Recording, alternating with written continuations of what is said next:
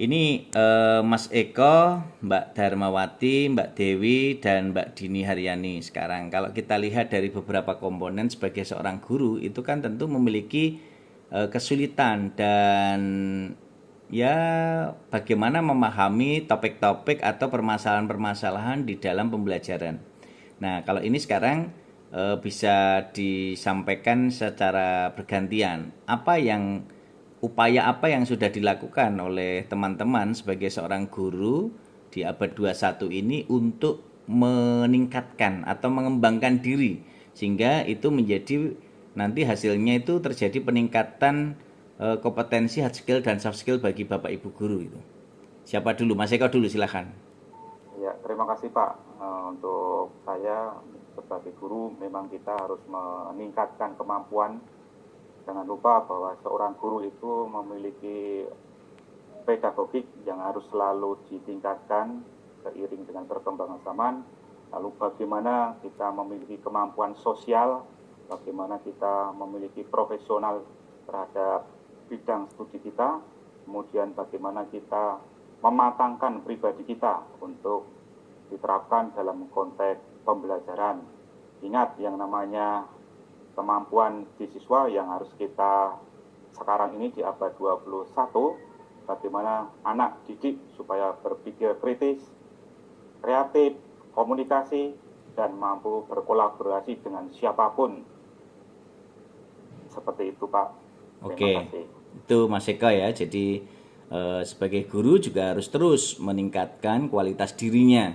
Tidak boleh puas dengan kondisi terkini. Harus senantiasa berusaha meningkatkan dirinya untuk belajar, selalu berliterasi dengan Ratu Lisa, rajin menulis dan membaca. Jadi seperti Pak Eko tadi mengakui bahwa dari bidang menulis sendiri Pak Eko masih belum bisa memiliki produk-produk atau karya-karya monumental, dan saya kira itu perlu dilakukan agar nanti hasilnya betul-betul bisa berdampak secara maksimal ya untuk Pak Eko, dan juga peningkatan kualitas diri dengan membaca banyak referensi yang nanti bisa dikenalkan anak-anak ke Badan Bahasa, kemudian ke gln.kemendikbud.go.id, ke perpusnas.go.id, kemudian juga ke digital.id, dan juga ke berbagai referensi atau misalnya ke arfusratulisa.id yang bisa dimanfaatkan semua komponen-komponen itu dalam berbagai dimensi. Artinya apa?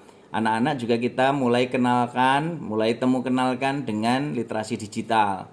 Jadi sumber-sumber literasi digital yang tentu akan berdampak signifikan, bermanfaat signifikan untuk mereka akan bisa dikuatkan ya. Itu untuk Pak Eko, semoga nanti bisa mengembangkan sayapnya semakin luas dan ini bisa menjadi dampak yang baik untuk teman-teman semua.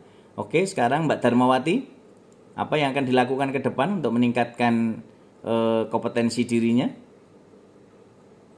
Ya, terima kasih Pak atas kesempatan. Ini Mbak Darmawati ini dari Papua ya? Iya Pak. Papuanya Irian Jaya, Jayapura atau di Papua Barat atau di mana? Saya di Papua Selatan Pak, ya tempatnya paling terpencil. Kami pemekaran dari Merauke. Oh, pemekaran dari Merauke, jadi Papua Selatan ya. Ngajarnya di SMP?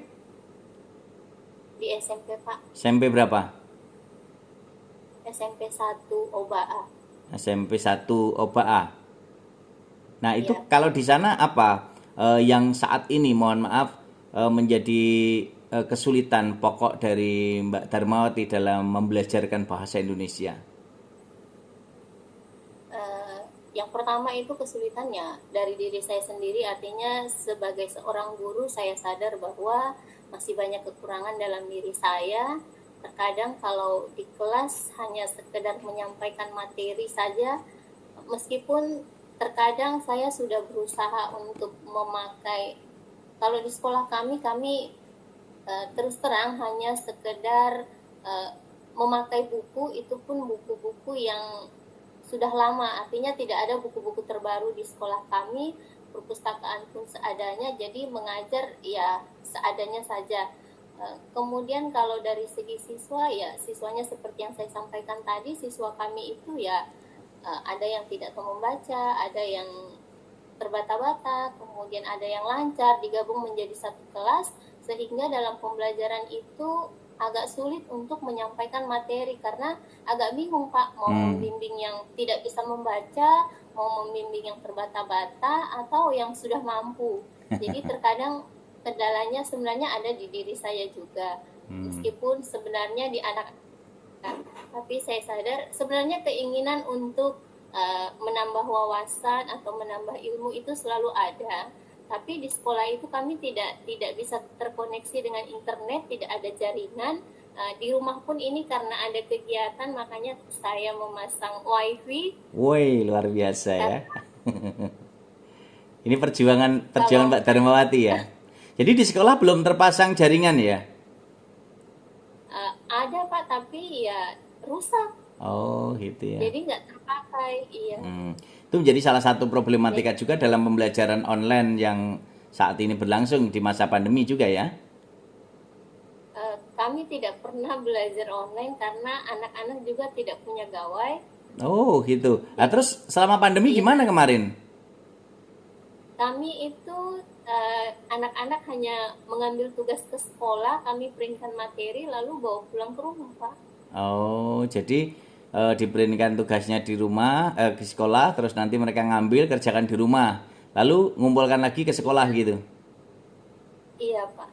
Tiap hari gitu ya, sejak pandemi dulu itu ya. Iya Pak. Hasilnya efektif enggak? Biasanya kalau sangat tidak efektif Pak. Sangat tidak Karena efektif kami ya. tidak tahu apakah yang mengerjakan itu si siswanya sendiri, apakah dibantu oleh orang tuanya.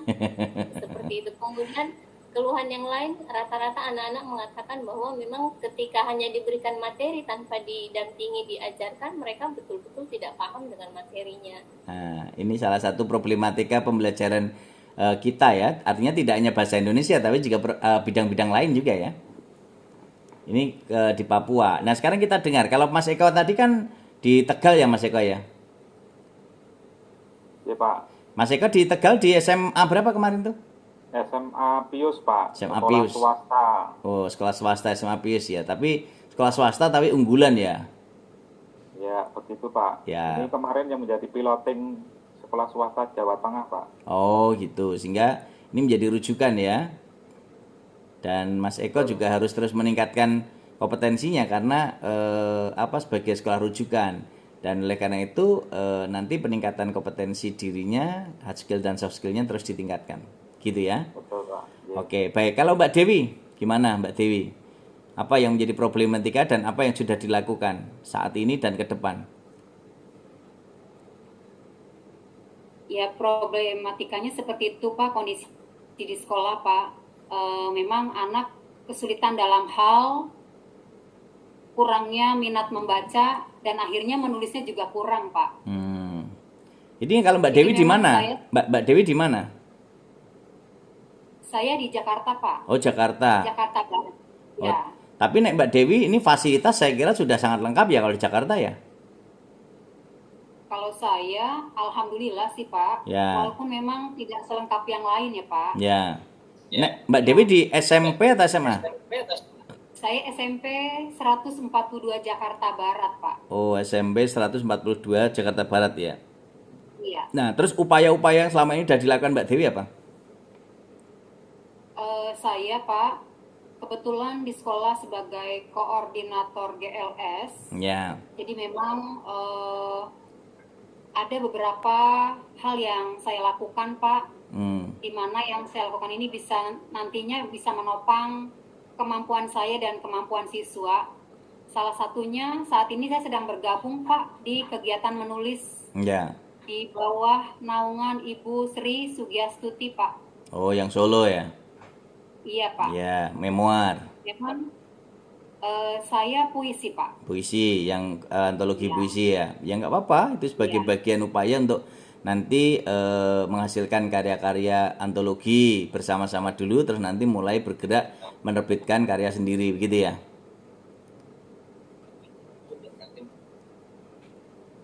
Oke, untuk Mbak Dewi, saya kira itu nanti ditingkatkan lagi pengembangan dirinya dan juga kompetensi menulisnya, membaca Walaupun dan memang belum banyak Pak. ya. Tapi Tapi kan sudah ada upaya, nanti terus dilakukan pengembangan-pengembangan yang terus berkelanjutan. Sehingga itu bagian wujud dari upaya kita untuk terus berliterasi dengan Ratu Lisa, rajin menulis dan membaca. Maka kenapa Pak Romadi menggaungkan ayo berliterasi dengan Ratu Lisa, rajin menulis dan membaca? Karena dengan begitu kita akan membangun keabadian. Ya, guru, siswa nanti akan tergerak dan kita harus menjadi teladan. Sehingga kalau kita meminta murid kita menulis, kita pun juga sudah menulis. Meminta murid kita membaca, kita pun sudah membaca. Maka kita akan bisa bersinergi antara guru dan siswa, gitu ya. Ya. Oke, kalau Mbak Dini dari mana tadi? Saya dari Gresik, Pak. Gresik ya? Gresik, ya. Ya, Gresik. Di SMP atau SMA? Saya di SMP swasta Semandiri. SMP swasta. Iya. Oke. Jadi untuk pelajarannya itu lebih banyak agamanya. Kalau yang menjadi kesulitan apa? Problematika pembelajarannya di sana? Kalau di tempat saya mungkin itu Pak, kemampuan membaca anak-anak itu masih kurang. Kemampuan membacanya ya? Iya, masih kurang. Itu karena disebabkan faktor apa? Yang pertama mungkin lingkungan karena dekat dengan pasar. Kebanyakan anak-anaknya itu udah masyarakat menengah ke bawah. Masyarakat menengah ke bawah, jadi faktor ekonomi juga. Ya. Kadang membantu orang tua seperti itu. Oke. Baik. Saya kira Mbak Darmawati dari Papua, Mas Eko dari Tegal, Mbak Dewi dari Jakarta, saya sendiri dari Solo, Mbak Dini dari Gresik, kita berkolaborasi bersama untuk mengidentifikasi problematika pembelajaran bahasa Indonesia maupun bidang-bidang studi lainnya. Dan saya kira kita tetap harus bersemangat dalam situasi apapun, dalam kondisi apapun, itu dalam rangka untuk menumbuh kembangkan dan turut serta mencerdaskan multi generasi NKRI. Dan ingat pesannya Pak Harfan dalam novelnya Laskar Pelangi. Kalian harus memiliki keberanian dan pantang menyerah menghadapi tantangan macam apapun. Dan ingat, hiduplah untuk memberi sebanyak-banyaknya, bukan untuk meminta sebanyak-banyaknya. Insya Allah ketika kita komit sebagai seorang guru yang terus berbagi, melakukan identifikasi, dan terus melakukan 5M, mengidentifikasi, melaksanakan, merencanakan, melaksanakan, mengevaluasi, dan menindaklanjuti, insya Allah akan dapat yang terbaik secara bertahap, meskipun tidak langsung tapi bertahap. Dan kita terus melakukan 5B, bersilaturahmi, berkomunikasi, berkolaborasi, beraksi, dan berliterasi dengan Ratu Lisa, rajin menulis dan membaca. Membacalah untuk menulis dan menulislah untuk dibaca umat sepanjang hayat. Insya Allah kita semua akan bisa turut serta menyinari dunia seperti bintang, bulan, dan matahari yang selalu menyinari bumi, baik tampak maupun tidak tampak oleh manusia. Insya Allah kita akan menjadi manusia-manusia hebat yang bermanfaat, menjadi manusia-manusia sejati yang selalu memotivasi dan menginspirasi, dan menjadi manusia-manusia bermartabat yang maslahat untuk umat. Selamat sukses, selamat berjuang untuk kemajuan dan kejayaan multi generasi NKRI. Bersama saya Muhammad Rohmadi Ratu Lisa, insya Allah kita akan sukses untuk Indonesia. Assalamualaikum warahmatullahi wabarakatuh.